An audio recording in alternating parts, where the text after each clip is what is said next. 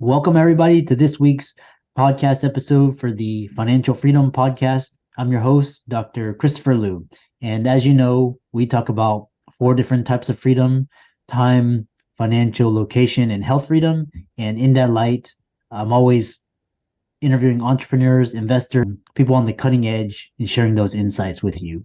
And so today we have Jaden Sterling, and he's actually dubs himself as the spiritual money guy, opening investing up to the masses. And so today's going to be talking about finance, financial freedom, markets, investing. And so it's going to be a great conversation. So Jaden, welcome. Thanks, Christopher. Happy to be here. Yeah. Tell us, I'm always interested and curious how people got started. So tell us why you call yourself the spiritual money guide, and then we'll go into your background and go from there. Sure, happy to. So when I was 14, I had an epiphany. Have you ever had an epiphany where like time stands still and you just know something in your bones, right? So at that point, I knew three things very clearly. I knew I'd be speaking on stages around the world. I'd be talking about money, most importantly, how people can be financially empowered by it, not enslaved by it. And thirdly, I knew that I would be teaching from personal experience, not from a book I read or a course that I took. So can you imagine at 14 getting your whole life's roadmap laid out ahead of, is just phenomenal. And it crafted my entire working career in my life. It's why I went to school at American University and studied finance, worked on Wall Street for 11 years with two of the largest brokerage firms at the time, Merrill Lynch and Citigroup. And I learned a lot, but most importantly, Christopher, I learned about money from my clients, not from the brokerage firms. So that has been one of my biggest lessons. My multi-millionaire clients that would come in and looked at the structure of their portfolios and everything they had. And I'm sure we'll dive into that in a little bit, but yeah, happy to be here. Yeah. Interesting. So, especially Fed raised interest rates by 50 basis points, less than the 75. But we'll just talk about, how current volatile markets are exactly the time when individual investors need guidance the most. Yeah, they do. It's, in a bull market, when everything goes up, you don't really need the guidance. All you need to be is in the market. And in this type of market that we have, it's straddling a bull bear market. It's incredibly volatile, and guidance is super helpful during this time. It's why we created software to help investors and make me a better investor, because I don't know about you, I would always get caught up in story stocks. I would, listen to the story around the sector or the company, and it wasn't always good for me financially. So I had to come up with a way that looked at the financials and the fundamentals and the technical indicators for companies. And that's why I created Sterling Stock Picker, to help novice investors become expert investors. Interesting. I know, especially, end of the year, everybody's trying to make their quotas and getting ready for next year. It's almost like turning the ship.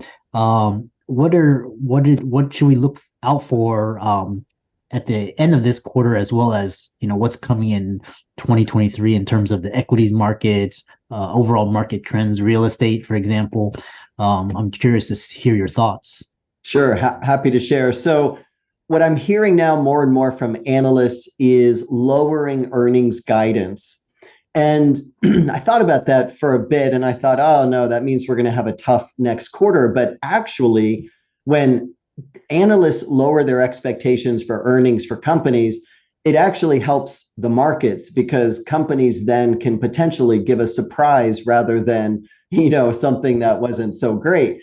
So I think we're going to go into the market. December is kind of quiet, always historically in the equity markets. I've been at this for 34 years now, and it's just a quiet time. People are home with families. The focus really isn't on, maybe there's some tax swaps at the end of the year or things of that nature, but tax selling for a loss to lock in that or a gain. But I think we're going to see a big up for first quarter of next year based on this fourth quarter earnings. So I think we're going to see good surprises from companies. We're also seeing a very clear separation from how well the economy is doing versus stock prices. We know the economy isn't doing what they're saying it's doing. Inflation is much higher. Unemployment is higher. The numbers that they give us aren't accurate.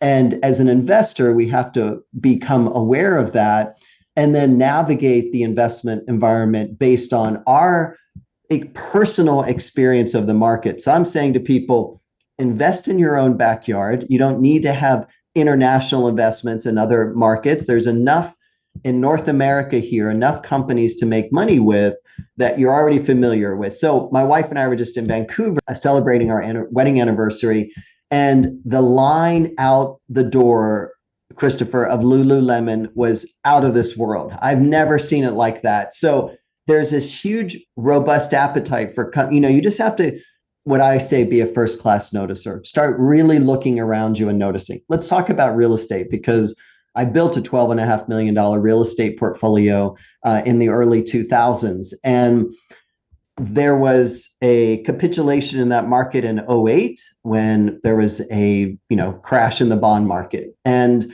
I think we're getting set up for something very similar to that. It's going to look different. They all do. But in essence, we've had a huge run up in real estate prices that made 0 sense, right? There's no reason why the real estate market should go up 25 or 30% a year if it's truly based on supply and demand. So there was other mitigating factors there that forced the prices up. Why? Well, because the higher the value of your home, the more property taxes are going to be collected. That is going to be, it's going to be in line with inflation. Everyone's used to prices going up in every sector now, whether it's you're buying gas or groceries or paying your real estate taxes. So we're not going to continue to see, obviously, 25 and 30% increases per annum in the real estate markets. It's simply not going to happen. Actually, we're seeing a pullback in those markets in Canada as well as the US. And I think that's going to be a trend that's going to continue. So we have high mortgage rates now. They like you said, the Fed raised rates yesterday, 50 basis points again. I think they're going to continue to raise them in 2023. It puts the hurting on people. It's going to actually put people out of their homes because people who have adjustable rate mortgages aren't going to be able to afford them, quite frankly. So, I don't want to paint a doom and gloom picture here, but I'm looking at this scenario and I'm looking at what's really happening versus what we're being told. And I'm concerned, frankly, I'm concerned for people. It's why now makes it even more relevant to invest in equities, because you have to grow your assets enough to at least outpace inflation. And historically, stocks have done that. Interesting. Yeah, I know, because the reason why I was interested in real estate is because real estate is a lagging. It's like it's not like equities where it can plummets or rises very quickly. But the other question I had with this rising interest rate environment, do you think that these rates are going to stay constant around the 4 or 5 mark, go higher or for a long time, or are they going to go down, close to zero again? And how does that correlate with value versus growth investing? Yeah, it's a great question. I think we're going to see rates at this level and or higher. I don't think they're going to come back down anytime soon. I think that is going to be difficult to navigate as an investor, especially if you're not paying cash for homes, which at these levels, there's a very small percentage of the population that can. So how does it affect growth? Right now, it's interesting. A lot of growth stocks have become value stocks. Like that's another thing that I'm seeing in this market is because of the volatility, the first 6 months of the year, the market was down 35%. And that's a huge decline. So now we're seeing a rotation out of the tech stocks.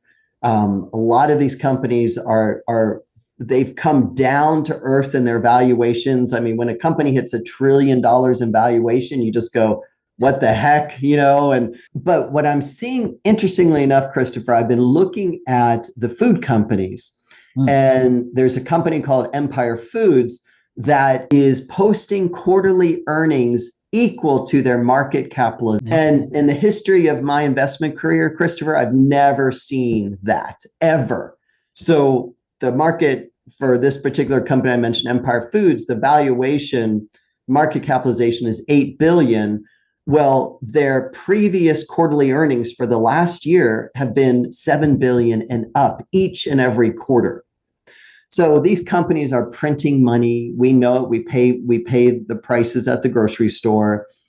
And I mean, as an investor, I think you get to take advantage of that by buying shares of companies that are literally printing money. Interesting.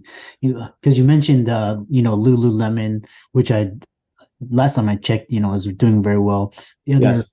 And what was interesting is that, Chipotle was the same way. Domino's Pizza, all of those. Yes. Yes. Oh, here's it's quite interesting. You have this idea about mutual funds, and I think mutual funds are dinosaurs, but you have this idea where mutual funds won't make you rich, and what will. Tell us more about that. So I jokingly say friends don't let friends buy mutual funds, yet everyone has them in their portfolio because they're one of the most highly incentivized investments that brokers and bankers can offer you. So meaning they make more money on the sale of a mutual fund. So I agree with you. I think they're dinosaurs in the industry, yet they're still alive and well, in terms of this market. A lot of people have them and are continually being sold mutual funds. And from the get-go, mutual funds are set up to fail. They have several hundred stocks in them. There's no way a manager can actually effectively manage that many companies. When asked why they have so many stocks, they said, well, the mutual fund managers, that is, said, well, some are going to go up, some are going to go down. Hopefully we'll be on the right side of the trade. So it's not based on their trading acumen. It's based on hope, which is a concern, I think, as an investor. And interestingly enough, Morningstar, the rating agency for mutual funds, interviewed all their managers and asked each one of them, how many of you invest your own money in the fund that you manage? And Christopher, can you believe it? It was only 1.5% that said they do. And then Morningstar followed up and said, well, why is that? And you know what their answer was? Because we can get a better return elsewhere. So right there, come on, if a mutual fund manager can't even put their own money in what they're investing in, why are you putting your money in? And a lot of people have it. And I just say, get out of those things. They're set up to fail from the very structure. Now, there are investments that I like ETFs, for example, exchange traded funds. Those have lower management fees, way less stocks. Some have 15 to 25 different companies in them. So I can work with that. It's a much more concentrated portfolio. And I think that those serve a place in an investor's portfolio as opposed to mutual funds.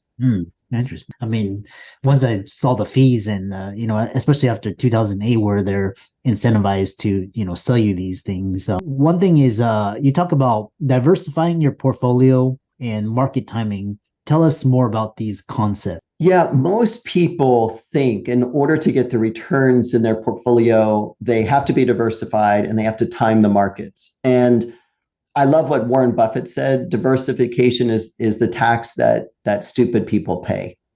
And, it's like what he was saying was diversification actually doesn't work. What works is a very focused, concentrated portfolio. I mean, this as an entrepreneur, business owner. Christopher, if I were to say to you, look, I'm going to add 100 new products to your repertoire tomorrow, and you're going to work on selling those, you would say, I don't know what you're talking about. I wouldn't know where to start, right? That would be way too diversified, way too much going on. So we know that through life, focus and discipline are two very important factors for success. Same goes with investing. You have to be focused in your equity portfolio. We recommend 6 to 8 companies in your equity portfolio. This is the individual stocks. And I came up with that because, as I mentioned early on in the interview, I was looking at my wealthy investors and they had 6 to 8 companies, and that was it. Multi-million-dollar portfolios in companies like John Deere, back in the day. I mean, this is in the 90s. So John Deere, IBM, Procter and Gamble, these big companies that were crushing it, doing so well with their revenue and earnings. And that's what ended up moving their portfolios higher, not packaged products like mutual funds and unit investment trusts and all the other gook out there. And then as we're coming to the conclusion of this interview, tell us why you're known as the spiritual money guy. Well, like I mentioned early on, I had that epiphany when I was 14. So I tuned into my intuition very early on. And that's what I teach people to do through our courses and through our software. It's called intuitive investing. So then they dubbed me the financial or the spiritual money guy. And I get information like everyone can through my senses, which I, think of as a superpower. Yet everyone has the ability to tune into their inner guidance. I apply mine to money. Most people don't think of that. They think, oh, I can apply my intuition to, who I'm dating or the foods that I eat. And you can, all of that is true. And you can actually apply it to investments as well. So I train people how to do that. And it's been very successful. I've trained thousands of investors over the years in other parts of the world, different countries, as well as North America, because everyone's got this skill set. It's a place inside of you that you know the truth. Mm. You know what I'm saying? Like you feel it in your bones. And so I teach our investors and our students how to tap into that with their investments. And it turns out that it works really, really well. It's how people can get a better return than average returns in the equity market. Most of our students start out with a 30% return, and it goes up from there. Interesting. Fascinating conversation. How can people follow you on social media, visit your website, and contact you? Sure. One website, I like focus, as you know, Christopher, sterlingstockpicker.com. That's Sterling like sterling silver, STERLING, stock, STOCK, and picker, PICKER.com. Excellent. And for all the listeners out there, Jaden's resources will be in the links and show notes. Very interesting conversation, just talking about markets and where everything's headed. You can never know. And so, and be sure to check out his website as well. And with that, thanks for coming onto the podcast. Thank you, Christopher.